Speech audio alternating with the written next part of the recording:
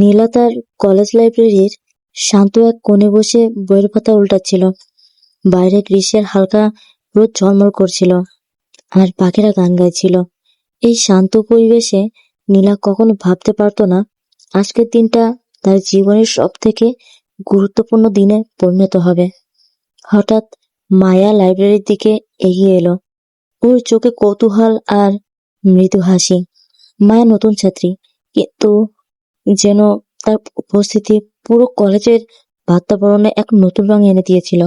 নীলা প্রথমবার ওকে দেখে মনে মনে বলেছিল, এই মেয়েটা অন্যরকম। মায়া নীলার সামনে এসে দাঁড়ালো। তুমি নীলা, তাই তো? আমি মায়া, আজ নতুন ভর্তি হয়েছি। নীলা লজ্জায় একটু হাসলো। হ্যাঁ, আমি নীলা।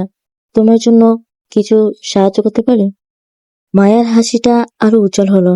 ধন্যবাদ। হয়তো তোমার সঙ্গে ওর পরপর দিন কাটবে। সেদিন থেকে ওরা নিয়মিত দেখা হতে লাগলো। প্রথমে ক্লাসের নোটস ভাগাভাগি, তারপর বইয়ের পছন্দ, আর একদিনের মধ্যে তাদের কথা ছিল রাতের আকাশের মতো বিস্তৃত আর গভীর হবে। নীলা বুঝতে পারছিল মায়ের কাছে তার মন শুধু বন্ধুত্বের চেয়েও অনেক দূরে এগিয়ে যাচ্ছে।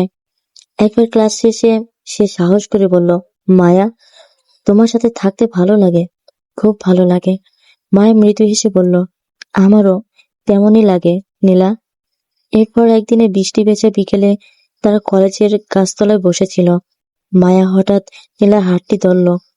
নীলার হাতটা কাঁপছিল, কিন্তু ওর চোখে একেবারে সাহস জমাতে লাগলো। তুমি কি আমার সঙ্গী হতে চাও? নীলা কাঁপা কণ্ঠে জিজ্ঞেস করলো। মায়া কিছুক্ষণ চুপ করে থাকলো, তারপর বলে উঠল, হ্যাঁ, আমি চাই। সেই মুহূর্তে দুজন একসঙ্গে বুঝতে পারলো তাদের বন্ধুত্ব এখন ভালোবাসায় রূপ নিচ্ছে। তাদের চোখে এক নতুন জ্যোতি, হৃদয়ে এক নতুন স্বপ্ন সূচনা তৈরি হলো। বৃষ্টি ঝরছে মৃদু মাত্রায়, কিন্তু নীলার মন যেন অঝোর ধারায় ভেজা। মায়ার হাত ধরে বসে থাকা সেই বিকেলটা বারবার চোখের সামনে ঘুরছে। সে বুঝতে পারছিল তার হৃদয়ে একটা অচেনা সুর বাজছে, যা আগে কখনো শোনেনি। ক্লাসে বসে যখন মায়ার দিকে তাকায়, ওর হাসি, ওর কথা, ওর স্পর্শ সবকিছু যেন তার হৃদয়কে আরো কাছে টেনে আনছে। কিন্তু এই ভালোবাসাটা নতুন, এতটাই নতুন যে মাঝে মাঝে নিজেকে বিশ্বাস করতে কষ্ট হয়। নীলা নিজেকে প্রশ্ন করলো, আমি কি সত্যি ওকে ভালোবাসি? এটা কি সত্যি শুধু একটা মুহূর্তের অনুভূতি? আমি কি এটা সমাজকে মানিয়ে নিতে পারবো? তবে মায়াও কষ্ট পাচ্ছিল। ওর পরিবার অনেকক্ষণ রক্ষণশীল, আর ওর নিজের মধ্যে একটা লুকানো ভয় ছিল। সমাজের বিচার, পারিবারিক বিচ্ছিন্নতা, রাতেও একাকিত্ব বসে লিখে। আমি চাই নীলার পাশে থাকতে, কিন্তু কি করবে সমাজ, কি করবে পরিবার? একদিন দুজনে কলেজের বাগানে বসে থাকলো। নীলা বলল, আমাদের জন্য এই পৃথিবীটা কি ঠিক জায়গা? মায়ের চোখে জল এসে বলল, আমি জানি না, কিন্তু যত কঠিন হোক তোর সঙ্গে আমি থাকবো। নীলা বুঝলো ভালোবাসা শুধু অনুভূতি নয়, এটা লড়াই, এটা সাহস। তারা দুজনে নিজেকে অজান্তে অজানা যুদ্ধ শুরু করলো, নিজেদের সঙ্গে, পরিবারের সঙ্গে, সমাজের সঙ্গে। নীলা দিনের পর দিন নিজের মনের গভীরে ডুব দিল। ওর হৃদয়ের ভালোবাসা আলো ছিল, কিন্তু সেটার সাথে জড়িত ছিল এক ভয় আর দ্বিধা। নিজের অনুভূতির সাথে লড়াই চলছিল, যেন দুটি বাহিনীর যুদ্ধ। পরিবারের গোপন কথা, বন্ধুত্ব, রুমরুমি, সমাজের চোখ, সবকিছু ওর মনের চাপ সৃষ্টি করছিল। এক রাতে ওর কক্ষের ছোট টেবিলে বসে হাতে খাতা নিয়ে লিখতে বসলো, আমি ভয় পাচ্ছি। আমার ভালোবাসা কি সত্যি গ্রহণযোগ্য? আমি কি একা লড়াই করব যদি সবাই আমাকে বুঝতে না পারে?